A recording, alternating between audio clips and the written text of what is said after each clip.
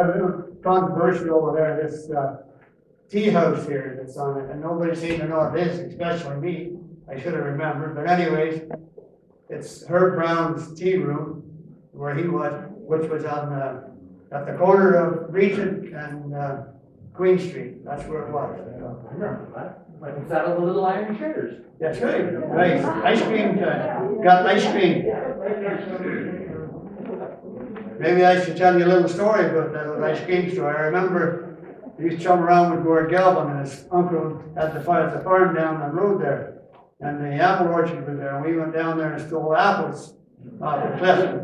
So we got all the money for the apples, we come up to Herb Brown's, he bought a pint of ice cream and ate her up. So.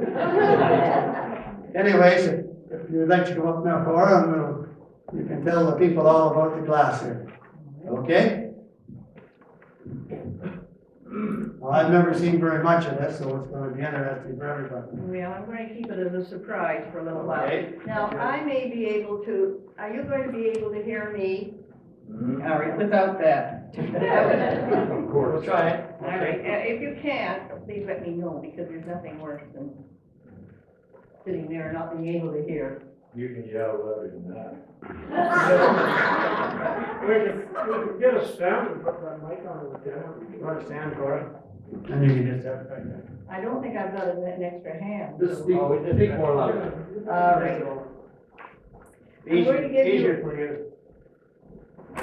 All right, I'll wait. Do a short summary of glass from the beginning. It is not certain in which of the civilizations of the ancient Near East glass was first made.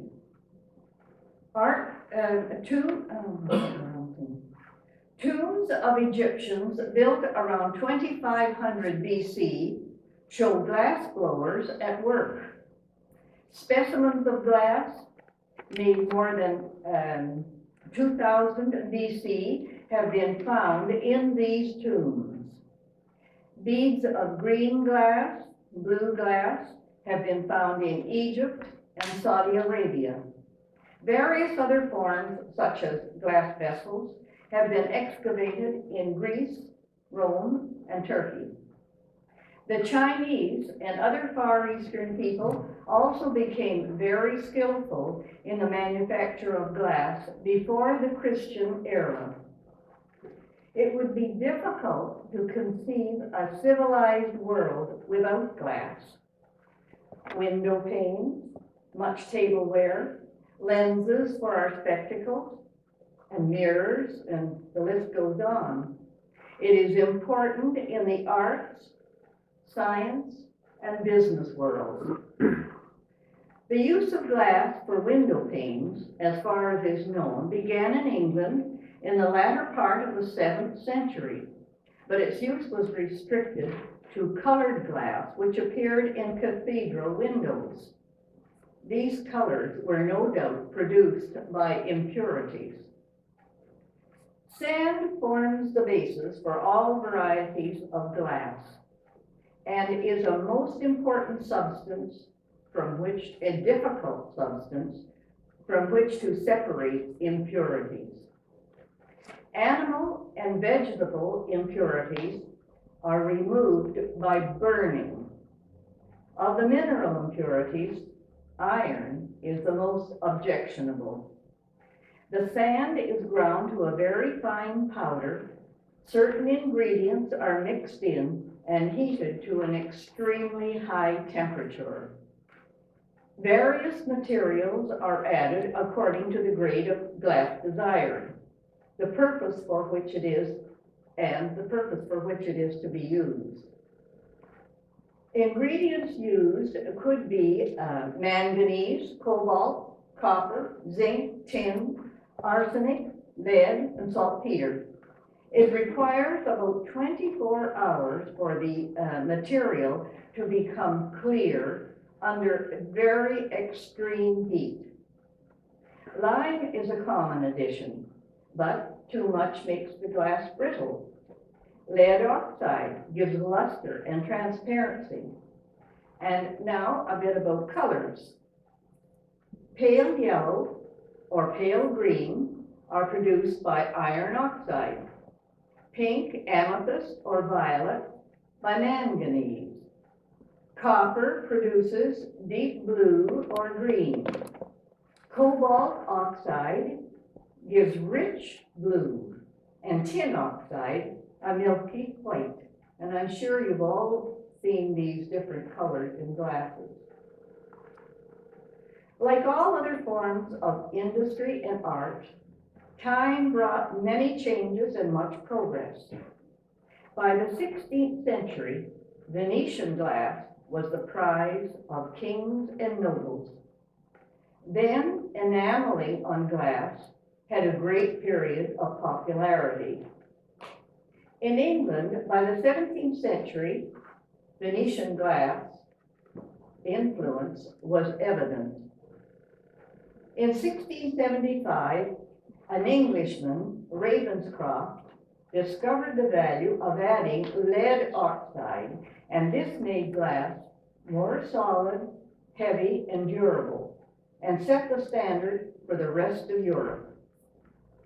Then came embellishments, engraving, coloring, painting, different shapes, and later on, more enameling. Far more significant than any of these Oriental techniques was the art of cutting. Cutting was more firmly rooted in the very nature of English glass. Although literary references to cut glass occur before 1720, the earliest known pieces cannot be dated before 1725. On them, the cutting is mainly confined to brims and feet, which are scalloped and notched. The thicker part of the glass, the stem, might be fluted or cut in an all-over pattern of flat diamonds or diagonal. Diamonds, hexagons, flutes were combined with segmental cuts and diamond motifs in very low relief. This period makes the golden age of English cutting.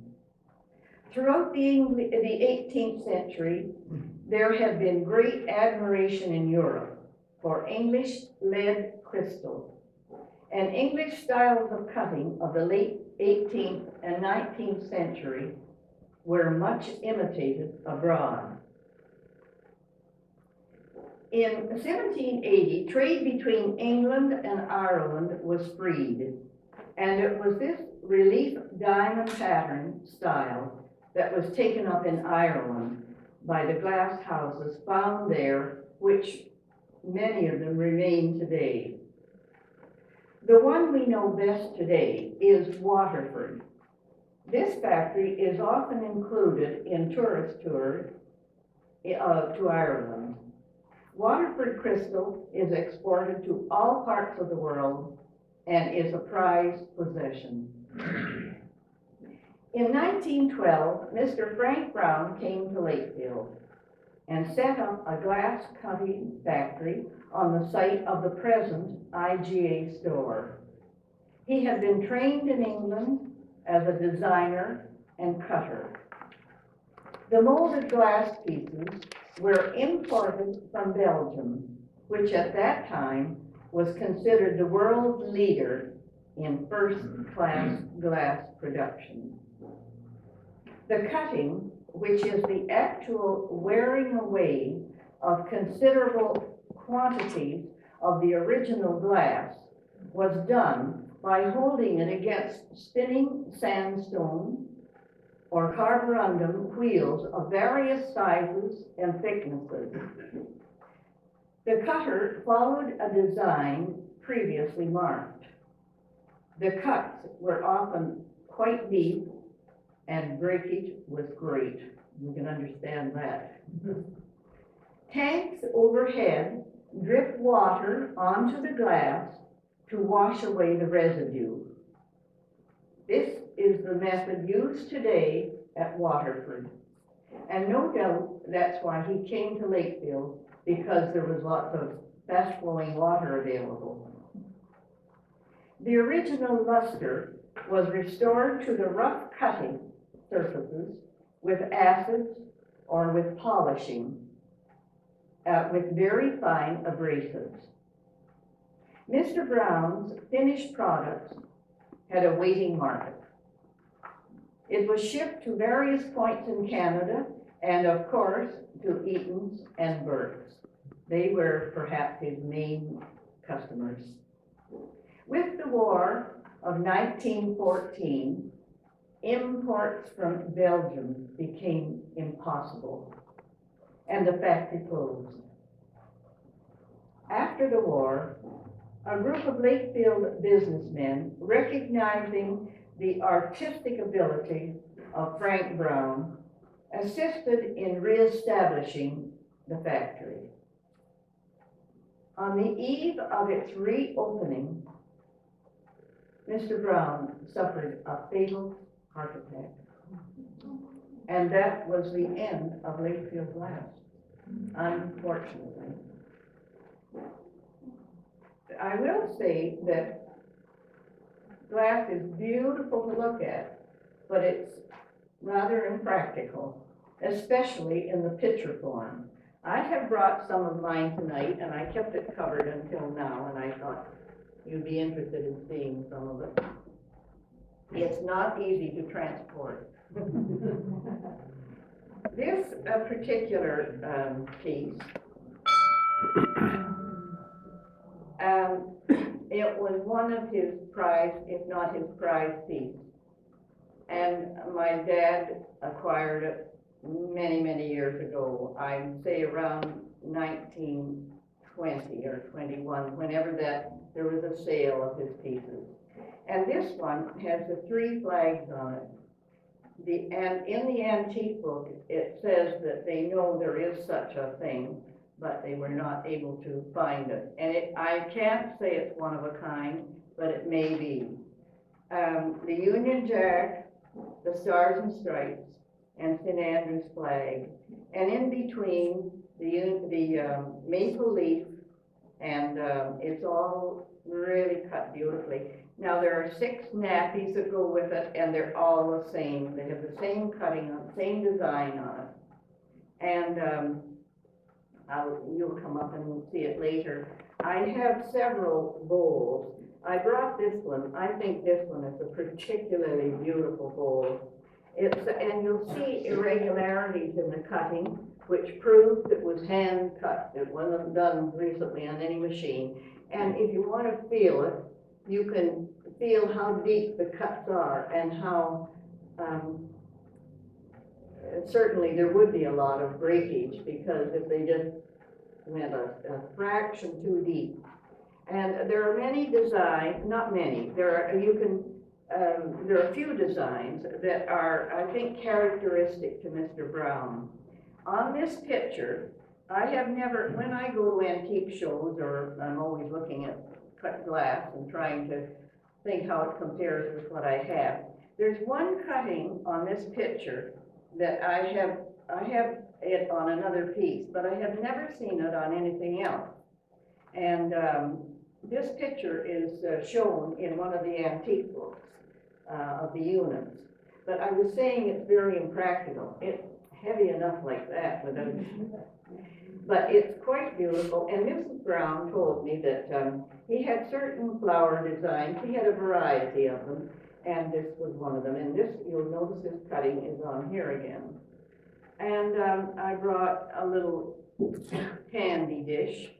And this is a tumbler, and I have a picture. I have a set with 6 of these, and the picture has the same cutting on it, the same design, in bigger form, of course, but that's it. And there are a lot of things. This is just a little, there's the same flower that is on here, and he copied the same flower from one thing to another. And so if you care to come up and look at this, you're welcome.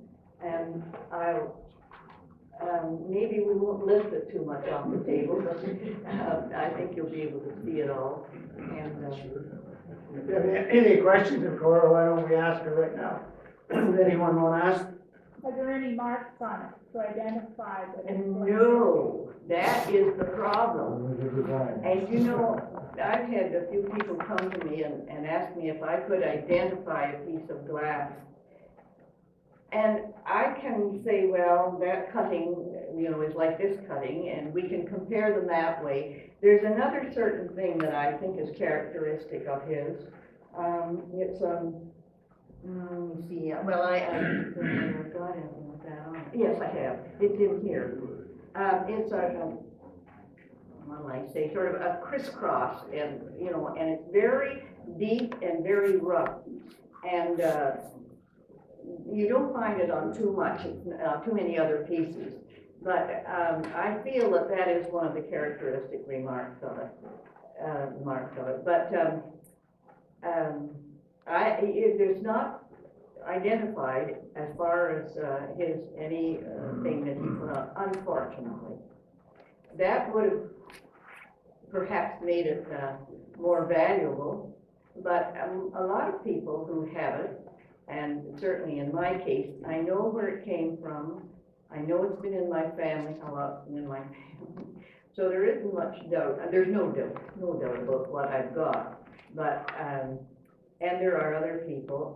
Phil Hamlin has quite a collection. And the Knox family, you know, Greg and Herb Knox, their mother had a lot of cut glass. And the Crawfords, Myrtle Porter's parents had a great collection, and there was something happened there that was very sad. I was telling from the girls. They heard this terrible crash during the night in the house, and they came down, and the leg of the china cabinet had split open and let the china cabinet fall forward. The doors opened and the glass fell out, and they had pails of broken glass. There are pictures of it, Mr. Crawford up there, and you can see that they had a lot of it. And it was just too bad that happened. Cora, have you written the description of each of your pieces? Yes, they have. But I don't know what could ever happen. I mean, yeah, no.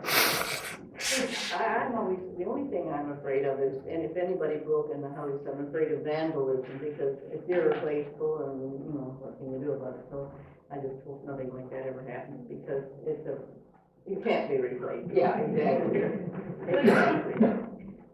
Anybody else have any questions there? I keep reading about depression glass. What is that? Depression glass came into being when they were trying to coax people to go to the movies in the 30s, in the dirty 30s, and they gave away dishes to entice them there. And now they're a prized possession, and they come in green and pink, and there's somebody back there knows more about it than I do. But anyway, and they had a little design on them, and they can be very nice, and they become a collector's item. We call it cranberry in color? I don't think so. Okay, that's something different. Not to my knowledge. No, it was a sort of a light pink and a light green and clear. Yellow? Yeah, yellow. All right. Thank you. But am I right about all that depression thing? That's what it was called, depression. I have some cut glass at home, but never paid any attention to it. It's very heavy, and, you know, I think wedding presents or something. Oh, sure. But, you know, you're so accustomed to them, you don't pay any attention. So I have to take a look when I go to the. Yeah.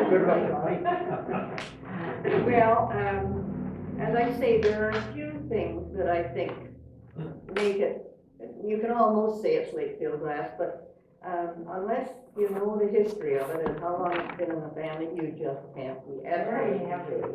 Cut glass is very heavy. Very heavy, yes. Yeah. At least what I have is very heavy. Well, this is very heavy. Yeah. Oh, Cora, when you said that, Mr. Brown died, did the Brown family continue to live in the Lakefield area? yes, they lived here for some years. There were, what, 4 boys? Bob's still at Burley. Oh, Bob still in Burley. Bob's still at How's he related? Son? Yeah. Oh. Um, What happened to the building, that there wasn't a way that the workers that were still there could carry on? No? well, I wasn't around to know, and Way before you come. I would presume once Mr. Brown is gone, that nobody could cut the glass. Exactly. He had a way of cutting the glass, I presume that's why it never carried on. He had to oversee that. He had to design it first of all.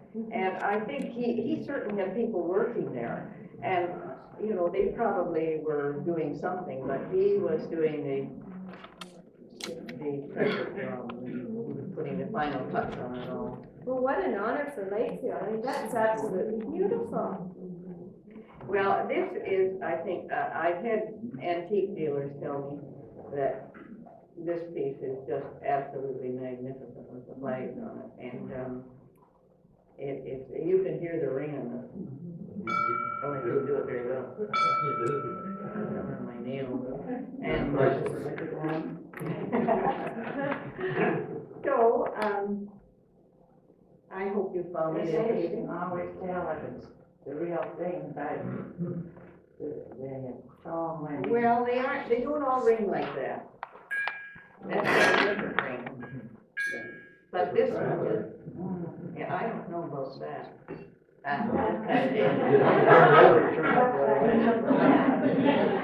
That one, you can look at the cutting in that, it's beautiful cutting in that fish. It's, very sharp edges. And you know, I was in Ireland a few years ago, and I saw lots of Waterford glass. And I know that originally Waterford glass was, like this, but mass production, and they're shipping it all over the world, and it's lost its touch, shall I say. It just hasn't got any sharpness to compare with this at all. It's just, granted, it's cut glass, but I haven't got a piece that is anything like what I saw over there. And they're asking tremendous prices for it. And it was not, there wasn't a sharpness to it. It's just, as I say, mass produced. They've got a market for it, so they just turn it out as fast as they can. These are all kind of, These are all what? here's the. Oh, yeah. Yeah. Cora, is Lakefield glass all clear? Is it all what? Clear. Oh, yeah. Yes. As far as oh, yes. But if somebody didn't paint it, they didn't paint, that's done and. Oh, no. You mentioned lead crystal. Yes. I remember in physics classes that there was also crown glass. Does anybody know the difference? Crown. Sorry, I don't. Different colors. Oh. Well, you see, by adding these different, as I went over the history there, you can produce different colors, and they still are doing it, I'm sure. That's how we're getting colored glass. The reason we had both was that they had different indices of refraction. Ah. Interesting. Uh-huh. Point of view. Well, I have never seen, hand-cut glass in colors. I'm not that big an expert. I'm just know what I know. So, I guess that's that. Okay, thank you very much, Cora. You all are-